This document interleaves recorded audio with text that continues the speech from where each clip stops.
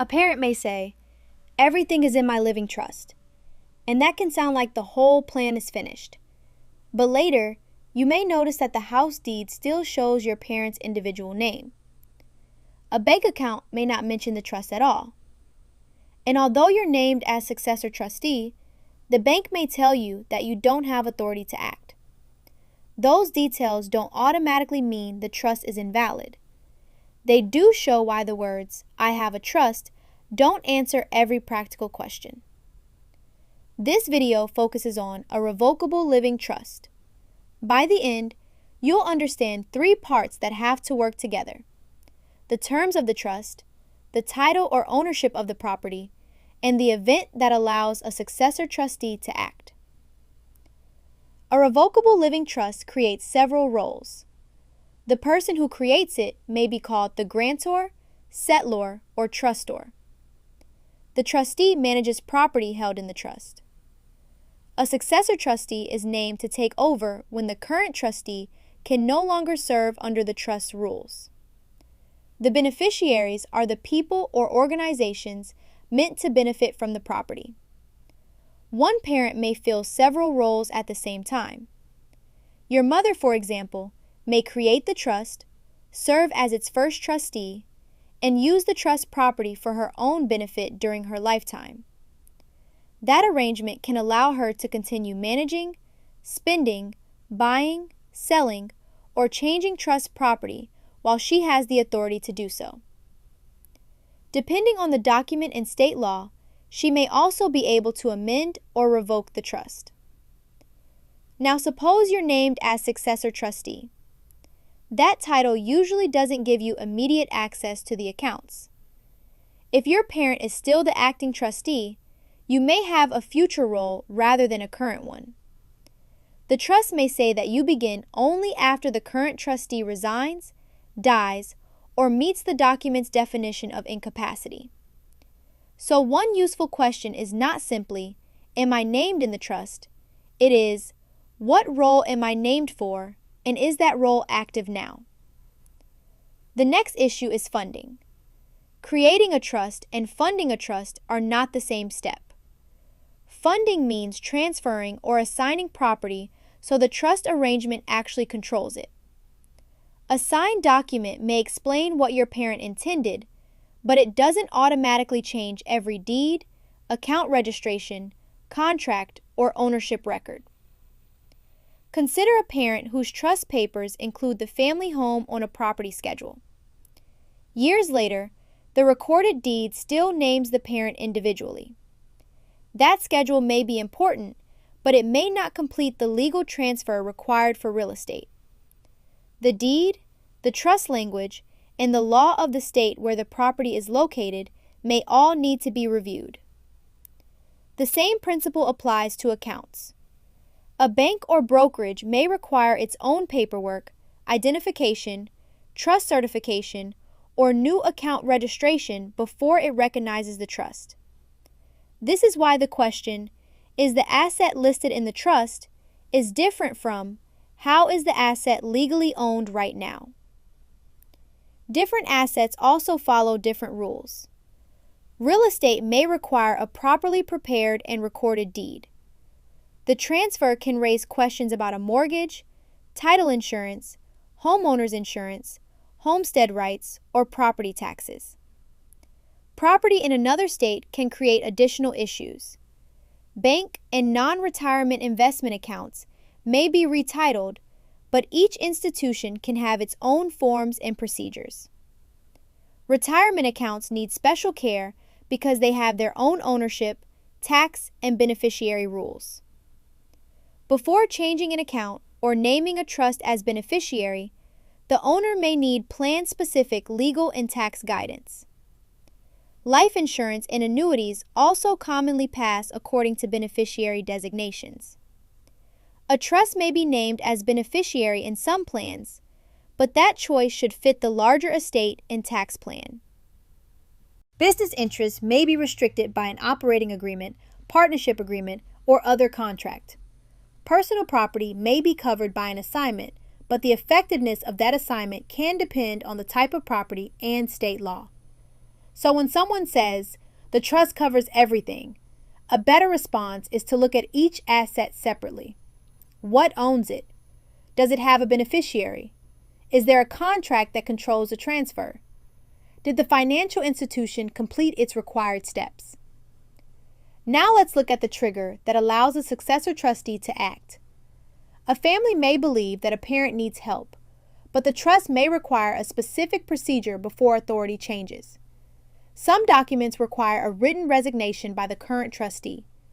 Others may require a statement from one physician, more than one physician, named individuals, or a court. The wording can be very specific. Once the required condition is met, a bank may still ask for acceptable proof. That could include a trust certification, an acceptance by the successor trustee, a death certificate, medical documentation allowed by law, or the institution's own forms. And even when the successor trustee is properly activated, that authority generally reaches only property controlled by the trust. A utility account, government benefit, vehicle, or individually owned account may require a different form of authority. A financial power of attorney may cover some property outside the trust. Social Security or veterans benefits may require an appointment through the government agency. Healthcare decisions are separate as well. A financial trust usually doesn't give someone authority to consent to treatment or make end-of-life decisions.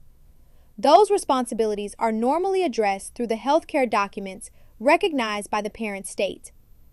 This is why the trust should be understood as one part of a larger plan, not a document that replaces every other form of authority.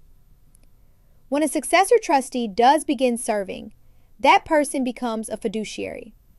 A fiduciary manages money or property for someone else's benefit. The trustee isn't free to treat trust property as personal property, even when the trustee is also a future beneficiary. Suppose a son becomes trustee for his father and expects to inherit 1/3 of the remaining trust later. He can't take an early share simply because he believes the amount will eventually be his. His present responsibility is to follow the trust. That may include paying appropriate expenses, protecting property, keeping trust and personal funds separate, maintaining records, avoiding conflicts of interest, and communicating with beneficiaries when required. The document in state law may also address trustee compensation, reimbursements, investments, accountings, and whether distributions are required or left to the trustee's judgment. Serving as trustee can involve more than paying bills. Real estate, investments, taxes, family businesses, or disagreements among beneficiaries may require legal, tax, accounting, or financial guidance. After the parent dies, the trust doesn't simply hand everything out at once. The successor trustee may need to review the trust in all amendments, confirm which property was actually trust-owned, secure that property, maintain insurance, obtain values, address expenses and claims, handle tax matters, communicate with beneficiaries, and make distributions according to the document. This process is generally called trust administration. Timing matters. A beneficiary may be named to receive property, but that doesn't always mean an immediate distribution. The trustee may need to resolve legitimate expenses, taxes, property sales, or continuing trust instructions first. Property outside the trust may follow another path. One account may pass by beneficiary designation. Another may pass through joint ownership. Individually owned property may be governed by a will and the probate process. Some estate plans use a pour-over will to direct certain probate property toward the trust. But that doesn't necessarily keep the property out of probate. The exact result depends on state law and the documents involved. There are also important limits to what a revocable living trust generally does. It doesn't automatically eliminate every tax. It doesn't guarantee protection from the parent's creditors. It doesn't automatically make property unavailable for Medicaid or supplemental security income eligibility rules. And it can't promise that no disagreement or court involvement will ever occur. Public benefit rules are especially sensitive to the type of trust, whose money funded it, what the grantor can revoke or receive, when it was created, and the state program involved. Families considering long-term care or benefit eligibility may need an elder law or public benefits attorney before transferring property. Be cautious when someone promises that one trust package will avoid all taxes, protect every asset, solve Medicaid planning, and work for every family. High-pressure sales presentations may leave out the careful review of deeds, account titles, beneficiaries, tax concerns, and state law that real planning requires. For continued research, the Consumer Financial Protection Bureau offers plain language information about revocable living trusts and a guide for trustees managing someone else's money. The Internal Revenue Service provides information about trust tax reporting and retirement account beneficiaries. The Uniform Law Commission can help viewers see why trust rules differ among states. Medicaid, the Social Security Administration, and state legal aid resources can help with benefits and local legal questions. Those links are included in the description, so you won't need to search for them while listening. This video provides general education, not individualized legal, tax, financial, insurance, healthcare, or public benefits advice. The right answer for a particular family depends on the documents, the assets, the state, and the family's circumstances. The central lesson is simple. A living trust works through more than a signature. The terms must explain who may act. The title must place the intended property under the trust.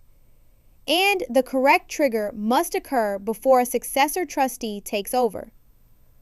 Understanding those three parts can help you recognize what is clear, what still needs verification, and which questions belong with a qualified professional. If there's a living trust question you'd like explored in a future video, you're welcome to share it in the comments. You can also review the trustworthy research resources in the description. A trust does not have to feel mysterious.